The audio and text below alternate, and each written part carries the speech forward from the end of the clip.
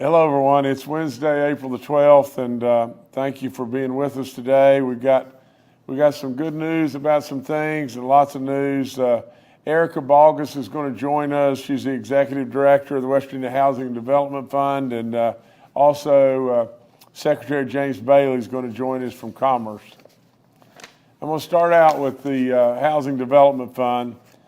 I want to read this to you and everything, but for the past year, the West Virginia Homeowners Rescue Program has connected 4,200 West Virginia homeowners with more than $15 million in tax-free federal assistance to help them stay in their homes. Now, we all know that through this terrible COVID situation that we've all, stood arm in arm and pulled the rope together with and everything, that a lot of folks got really, really down on their luck, and it could very well have been that they would have lost their home, and 4,200 people took advantage of this in West Virginia. Over the past year, the West Virginia Homeowners Rescue Program has prevented foreclosures, saved homes from the auction block, and reconnected utilities in an effort to help homeowners affected by the COVID situation be able to have housing stability. And to commemorate that 1-year anniversary of this very important program, I'm joined by Erica Balgus and have declared April 2023 as Housing Stabilization Awareness Month. So I have a proclamation to sign. And Erica, I'm going to turn it over to you after I sign the proclamation, but here we go.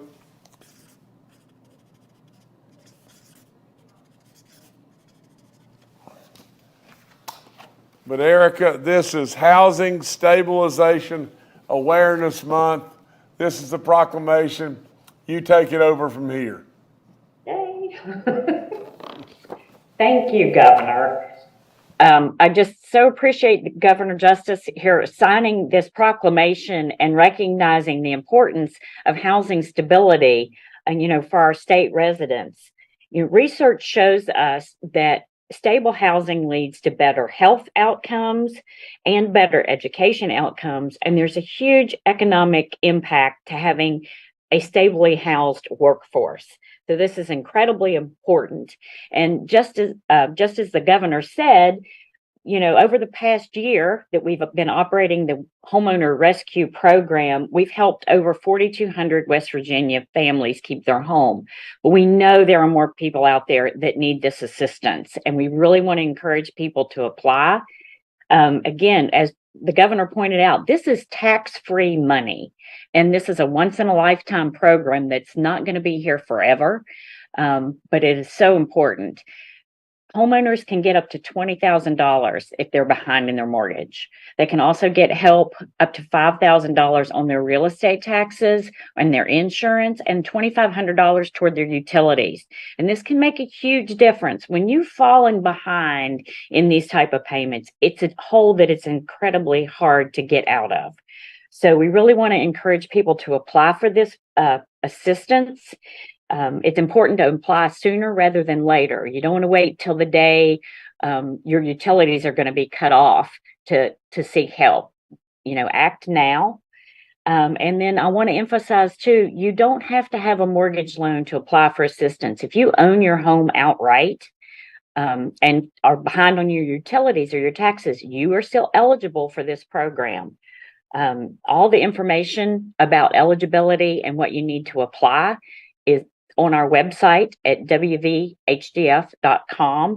And again, we know there's people out there that need help, and we want all West Virginians that need help to apply because we want to keep our citizens stably housed. And thank you so much, Governor, for your attention on this matter.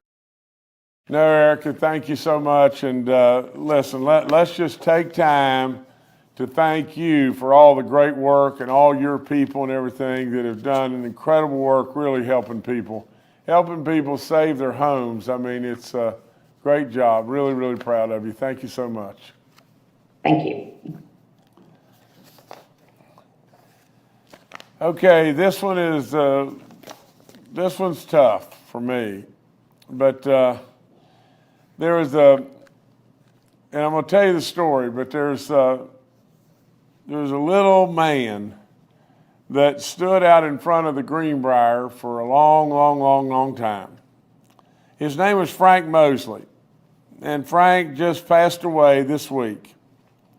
I don't know exactly, but I think Frank was in his early 90s. Maybe not, but real close. But Frank had worked at the Greenbrier for the past 60 years. You know, he was always noticeable because he wore a red coat, and there he was at the front door forever. Now, I want to tell you a story real quick about this man. And I hope I've got this right. But he and Dale Mann were going to be inducted into the All Academic and Athletic Hall of Fame at Dunbar, I think was the high school. And of all people, the person that they decided to present them, way before I ever thought about ever running for governor, they asked if I would do it. You know, I couldn't believe it, to tell you the truth. You know, it was a real honor on my part. From time to time, you know, I'd go, you know, fishing, and Frank would ask me if I could bring him some bass fish. And he loved bass to eat. And I did that often. Absolutely made people smile. He had a wonderful gift, and we'll really miss him. Bob Conti, who's the historian at the Greenbrier, he said this about Frank, and I want to read this to you. He said Frank had lost his job in the coal mines. He was a native of Fayette County, and he came to the resort seeking a job. They told him they didn't have any jobs available at that time.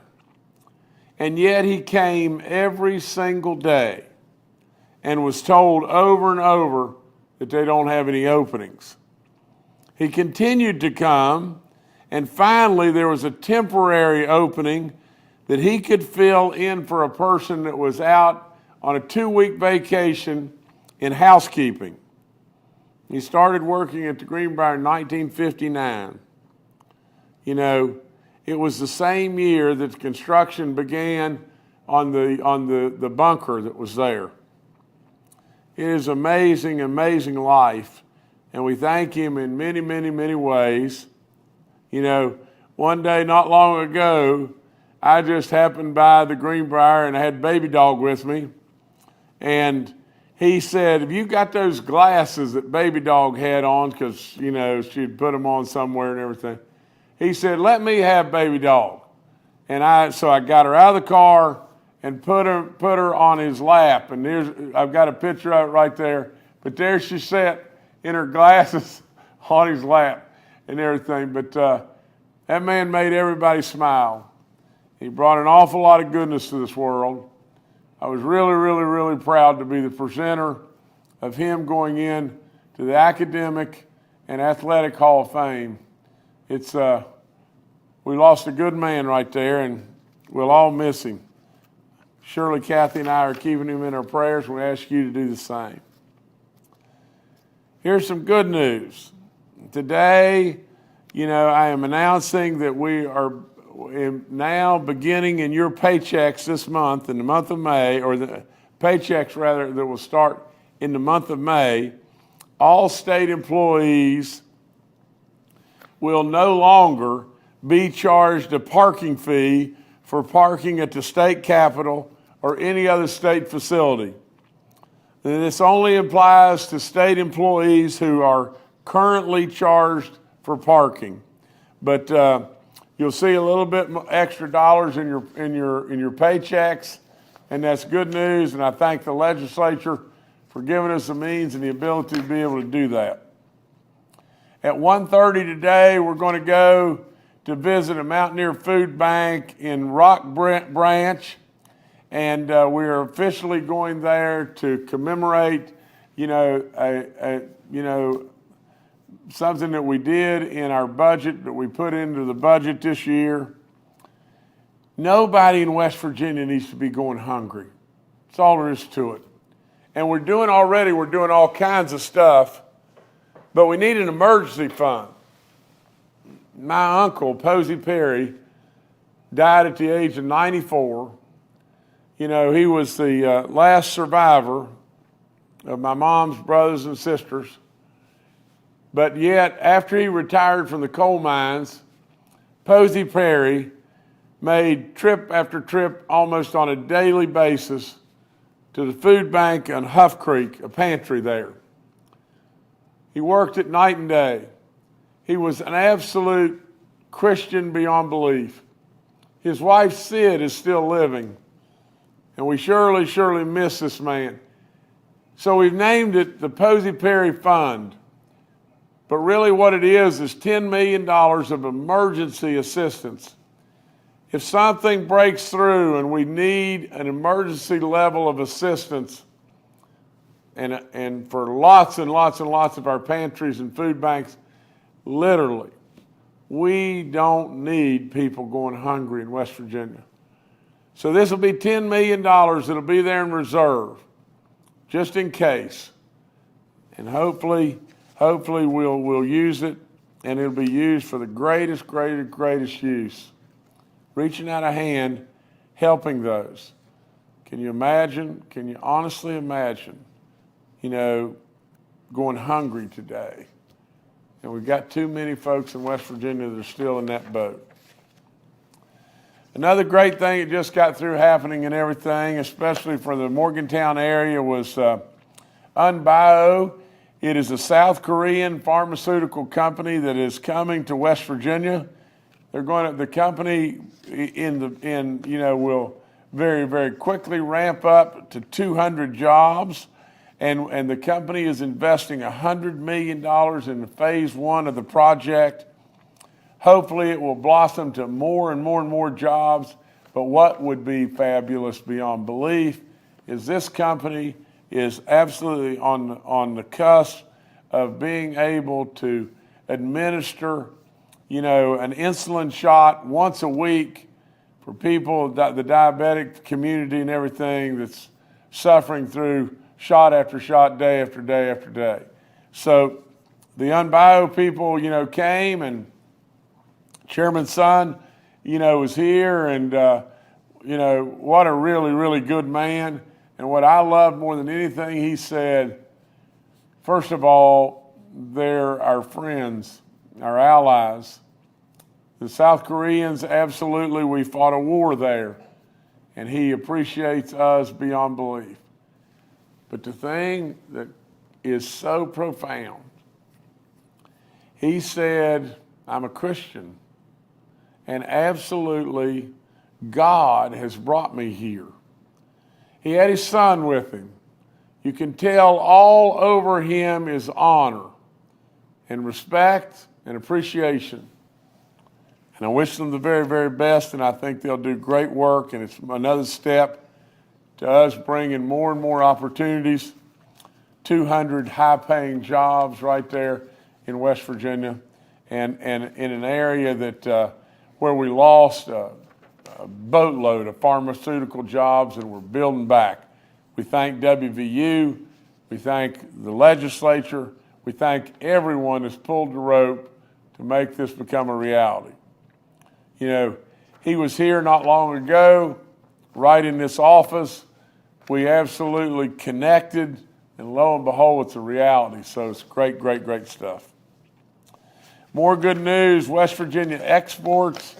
I don't know if we're first or second in the nation as far as our coal production, but West Virginia exports have now totaled, let me get this straight, our export market grew for the third year in a row to a value of $7.6 billion in the state of West Virginia in 2022. The success in 2022 also marks a 20% increase in export returns over 2021. And so really great stuff. Not only coal, but automotive products, plastics, chemicals, different types of metals, hardwood lumber, ag products and everything, all kinds of different things from aerospace to the defense sectors. And so a lot of good stuff that goes into play here. And we just want to continue to grow that. Now we're joined by Secretary James Bailey. This is a forestry update and everything, but the Division of Forestry is launching a new online platform today detailing the daily fire reports across the state of West Virginia. But James, maybe you could give us some more information on that. Yes, thank you so much for having me here today, Governor, to talk about this. Under the Governor's leadership, the Department of Commerce, and specifically the Division of Forestry, continues to work tirelessly to protect and preserve and promote our wonderful forests and natural areas throughout the state. We're here today to inform everybody about the newest endeavor in that mission, and that is a new interactive platform that's called the Division of Forestry's Daily Fire Report. This platform will enable every citizen to go online and view areas where wildfires have occurred and are actively occurring. This is aimed to increase public awareness and promote the prevention of forest fires throughout the state. It'll display the locations and additional information of all the wildfires since the start of this year. Governor, I want to commend the Division of Forestry for implementing this important tool, which will allow our citizens to help keep our beautiful state forest safe. Our forestry employees, all of our foresters and rangers have such a rich history of responding when called upon to protect our forests and also our people and the property of the state. They are fiercely loyal West Virginians that understand the value and importance of our forests as you do. I'd like to specifically acknowledge Stephen Hariff with Forestry and Matthew Ditchin with the Commerce Communications who brought this to fruition. Lastly, I want to take this opportunity to remind everyone out there to make sure to understand and follow all of our burning guidelines statewide. These burning restrictions will remain in effect until the close of the spring season on May 31st. They are available on the Division of Forestry's website where you can see all the guidelines. And then in conclusion, I just want to thank the Governor for enabling us to bring this tool to the state.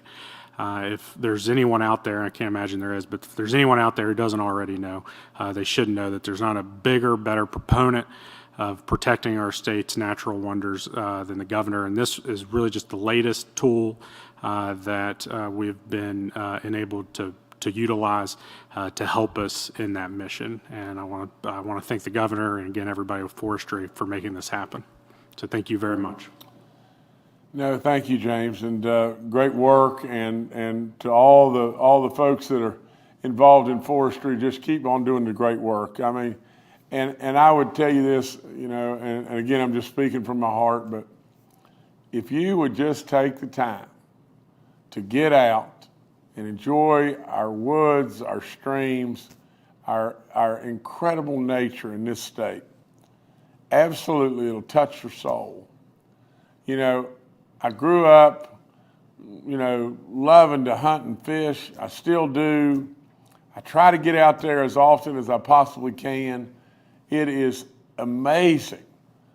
I have had the opportunity as we move forward in our business life way before I became the Governor. I could have gone anywhere. I could have gone anywhere in the world and enjoyed the wildlife, the hunting, the fishing. I could have gone anywhere. And for all practical purposes, I didn't go hardly any place because I already had the greatest of the greatest right here. It couldn't be any better. That's all there is to it. I mean, honestly, if you've ever crawled around through rhododendron on a 4 or 5 foot trout stream full of little native brookies, and you caught one and it was 5 inches long, or maybe you caught one that was unbelievable and it was a 9-inch native brook trout, colored up so brilliantly it was off the chart. It would make you feel like catching the biggest tarpon ever and then some. Absolutely, this state abounds in beauty beyond all comprehension. Get out there. Get out there, and especially take a kid. Introduce them to something that will absolutely change their life.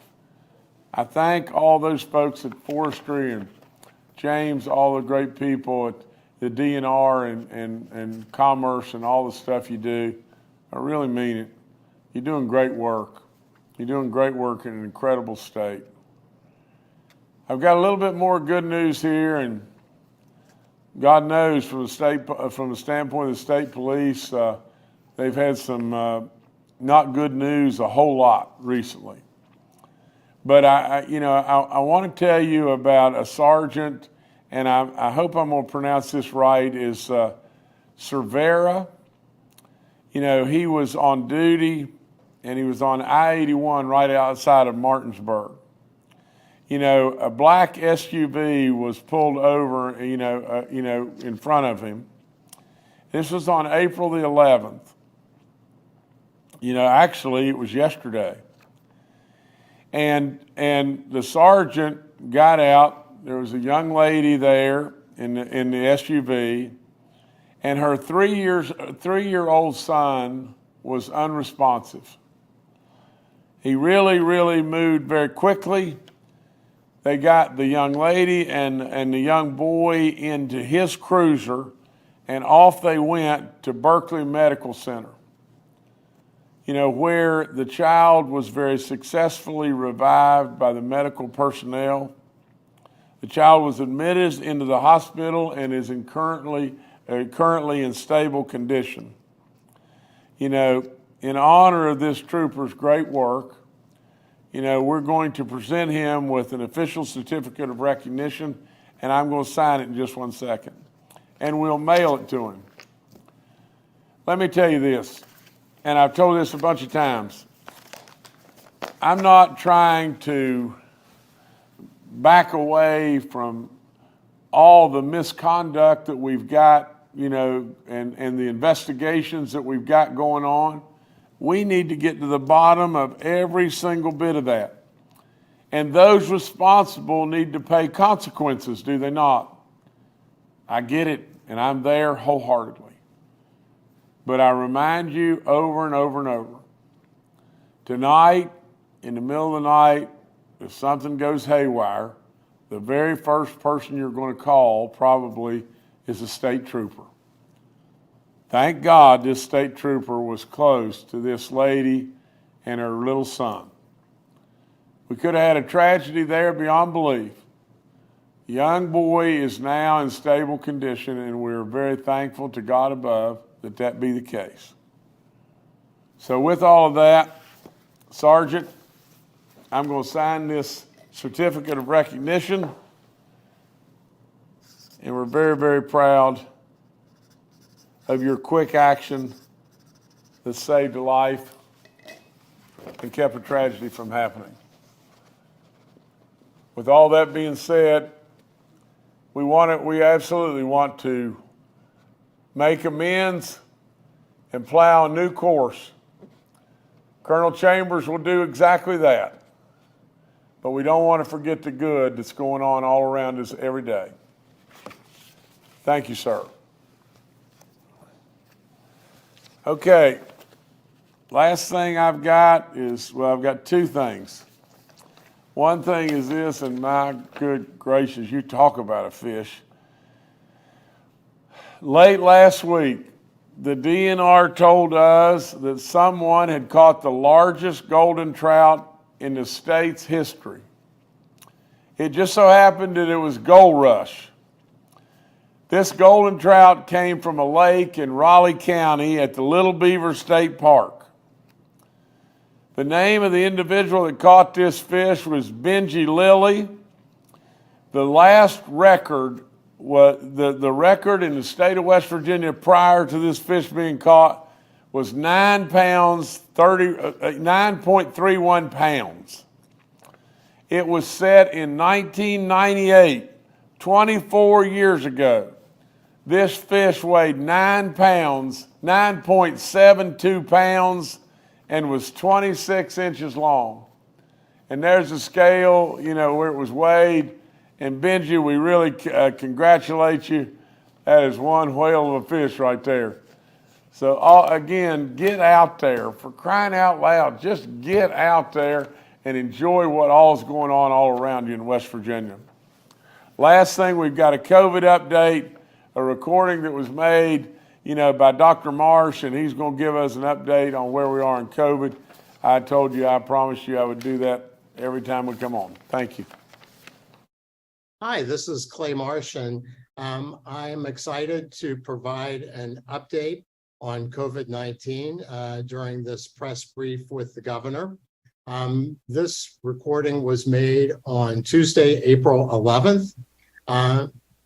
And as we know, the impact of COVID-19 has plateaued in the United States. We are seeing, in fact, reduced numbers of people in hospitals related to COVID-19.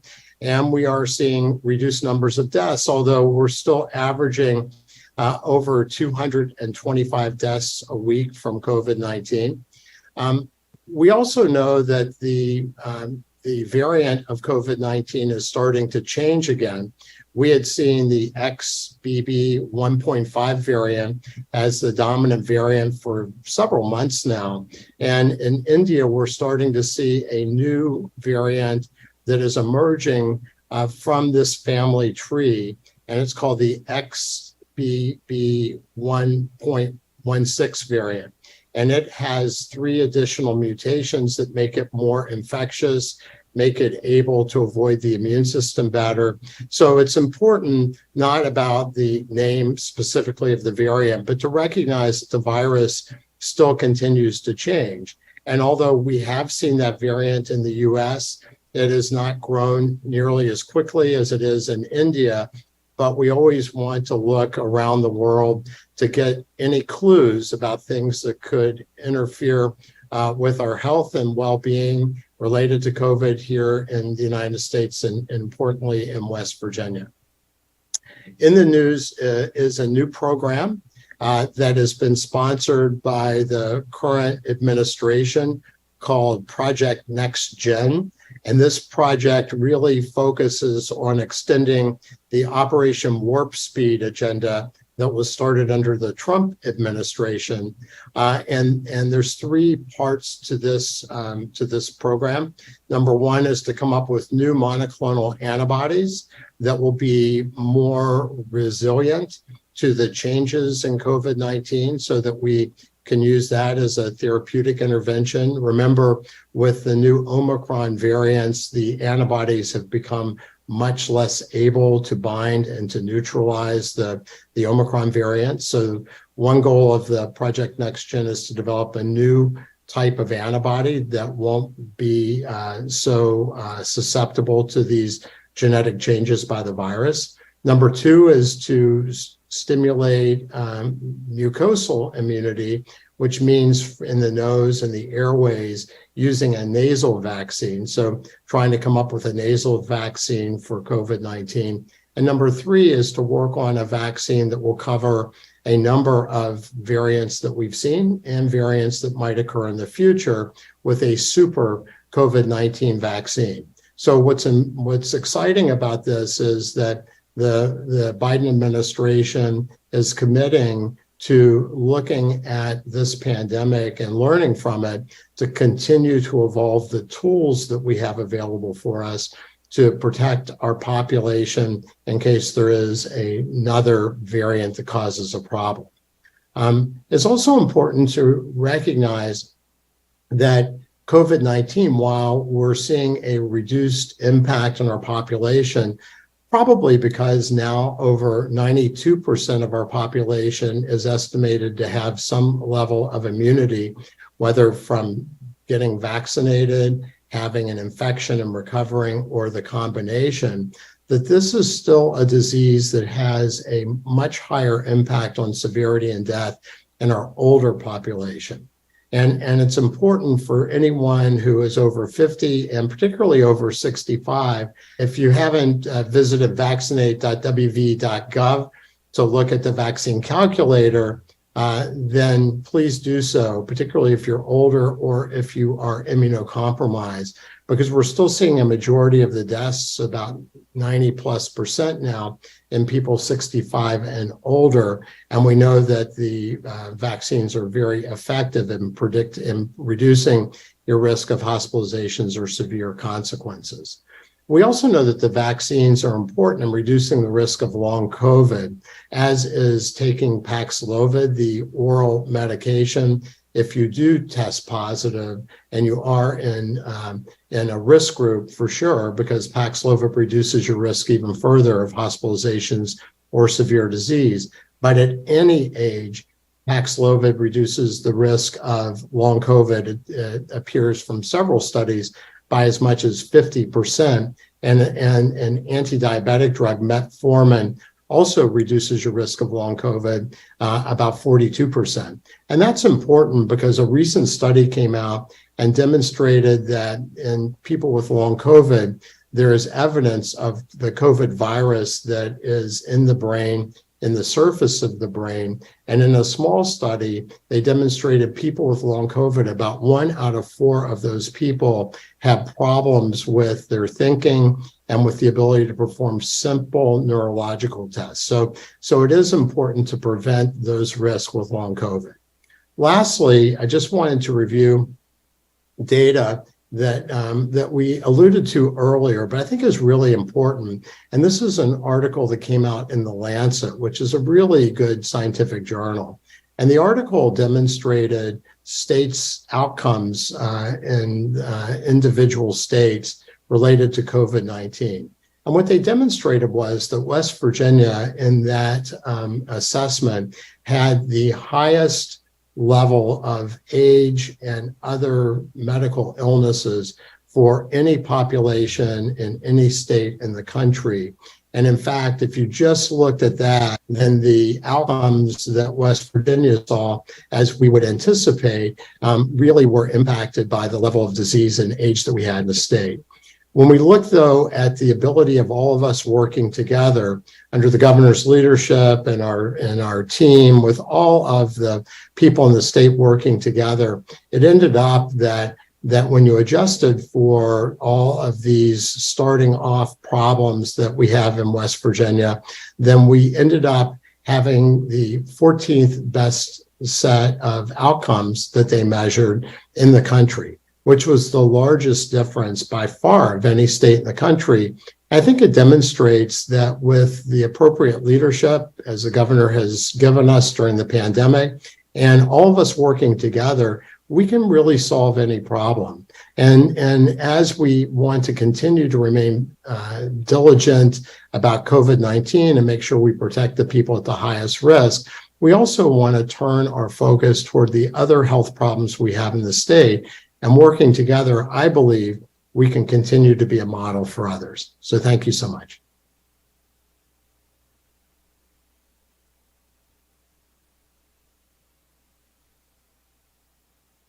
All right, thank you, Dr. Marsh, and thank you, Governor. We'll now go to questions from members of the media. The first question today is from Kenny Bass with WCHS. Hi, thanks for taking the question. Governor, are you satisfied with the pace of the investigation of the West Virginia State Police? Thus far, we haven't seen a ton of results, a couple of transfers, but so far the scorecard reads 1 resignation, no demotions, no any type of disciplinary action taken against anyone. So are you pleased with how it's going and confident you're going to reach a conclusion sometime in the foreseeable future? Thank you. Kenny, it's not my goal to have a whole bunch of scalps. It's just not. And, I really don't want to tolerate, and I won't. I don't want to tolerate, stealing. I don't want to tolerate the women's locker room stuff. I want an absolute investigation in regard to what's happening on, or what happened on I-81. You know, and from the standpoint of the potential rapes or the alleged rapes, we got to get to the bottom of all that. But we've got to be patient enough to give the man his due and time to be able to get to the bottom of it and to get to the bottom of it correctly. I've got absolute confidence in Jack Chambers, and I know he'll do right. I know that. But to just run out and, you know, and I know you don't want this.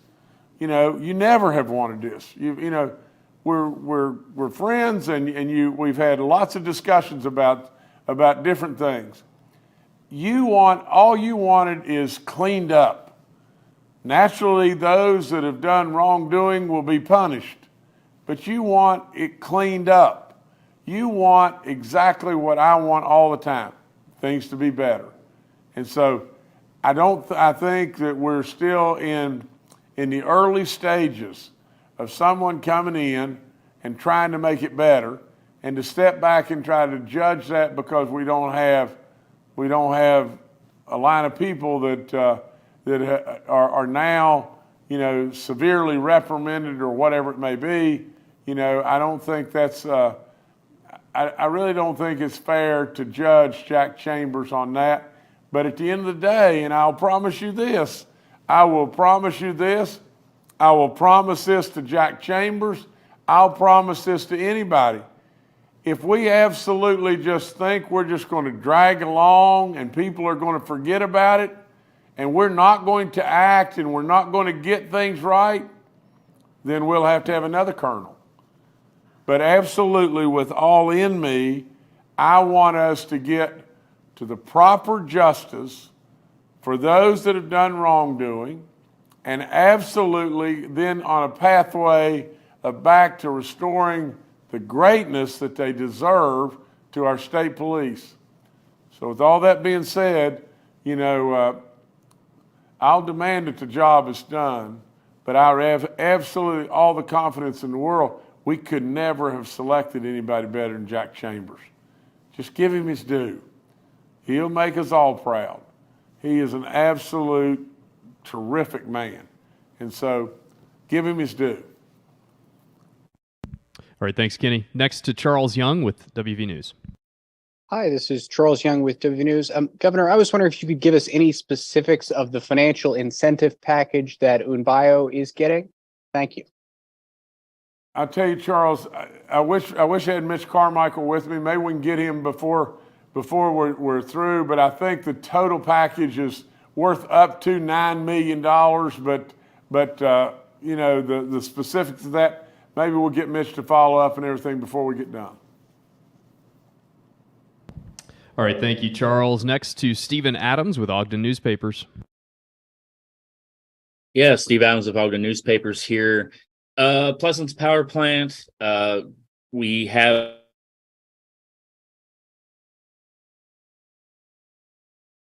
keep that plant functional while Mon Power and Potomac Edison look at long-term solutions. There's going to be an evidentiary hearing next week with the PSC to try to quickly make a decision on that one way or the other. You've obviously have expressed support for keeping the plant open, but now we know what it will take, which is about a $36 million a rate increase for customers from On Power and Potomac Edison in the short term to keep that plant open. Just want to get your take on that. Now that we know what it's going to take, at least in the short term, is this something you still support? Do you think the ratepayers of those companies should bear the temporary costs of that while they figure out what's going on? What are your thoughts on that? Thank you.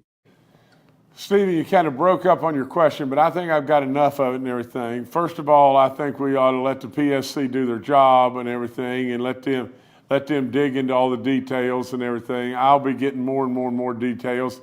I am aware of the ask or what it's going to take, supposedly from Mon Power and First Energy and everybody in regard to keeping the plant open. The plant it would be a crying shame for the plant to die. A crying shame. You know, I know there's other things that are going on, you know, in regard to hydrogen in the plant, and there's other things that other folks that are working, you know, in the shadows right now in regard to that. But if you just step back and think about it, 158 jobs right there in Pleasants County, you know, that's huge for Pleasants County. But not only that, maybe 400 coal mine jobs that are supplying the plant with coal, that's huge. The multiplier effect of those jobs is enormous. We want to try with all in us to find a way, to find a methodology and a way to be able to keep that plant open. Now, I think it's, now that we have the ask of, or the delta of where we need to go, now let's let folks really dig into the weeds and see what we come back with. But I'm glad we've got a delta. Other than, you know, before all we had was we're considering it. Now we've at least got a delta. All right, thank you, Stephen. Next to Rachel Pellegrino with WOWK. Hello, thank you, Governor, for taking questions. I just wanted to ask if you had a comment on the author of the 5-page anonymous letter alleging the wrongdoing of the state police coming forward yesterday. I know he said that he tried to address his concerns in the past within the state police. However, he said no process was made until this letter came out. And also just considering that it's a state-run agency, the state police, does it concern you that strides weren't taken to remediate these allegations when he first brought them up? And that strides weren't taken until this letter was received by yourself and also several lawmakers as well. Thank you. Oh gosh, I'm really so sorry. I'm trying really hard to hear the tail end of the question, but on the first part of the question in regard to the Trooper Comer, I think you asked, you know, about him coming forward and saying that he is the whistleblower and everything and all that. You know, I guess, you know, by him saying he is the person that wrote the letter or he is the whistleblower, I guess there's you know, some validity in that. We'd probably like to take that a couple of steps further and everything before we say ironclad that we're believing that wholeheartedly. You know, that trooper's under investigation at this time, of which I can't comment on and everything, but it is a substantial investigation, and we need to get to the bottom of all that, and you know, we'll have to see how all that plays out. But I'm sorry, I could not understand the second half of the question, but you know, maybe Jordan, did y'all get it or whatever? Yeah, Rachel, do you mind just to ask that one more time? Yes, I can. Sorry. Let me see if this, the second part was that I understand that Trooper Comer, he tried to address these concerns in the past within the state police. However, no progress was really made to address the concerns until this letter. So I was just trying to ask if that concerned you that he tried to address these concerns before, but no strides were really taken until this letter was received. Okay, well, naturally, from our standpoint, you know, and Homeland Security standpoint, we could not possibly take action until we knew about it. And as soon as we did, we took action. You know, or as soon as we got a letter, we took action. Now, but let me just say just this. What you're referring to, if it's true, is the biggest part of the problem. The biggest part of the problem is when someone brought issues or problems to somebody that was a superior and nothing was done and or it was covered up, that becomes a bigger problem than maybe the acts themselves. Now, I don't make light of the acts themselves, especially the assault on women. That's just beyond terrible to me. But with all that being said, you know, if it's true that he went to supervisors and reported things and nothing was done or it was covered up, that's bad stuff. It's really, really bad stuff. And I expect Jack Chambers to get to the bottom of that. But I think really for me to dig into what I know about the investigation and everything so far until it's complete, I'm just not going to do that.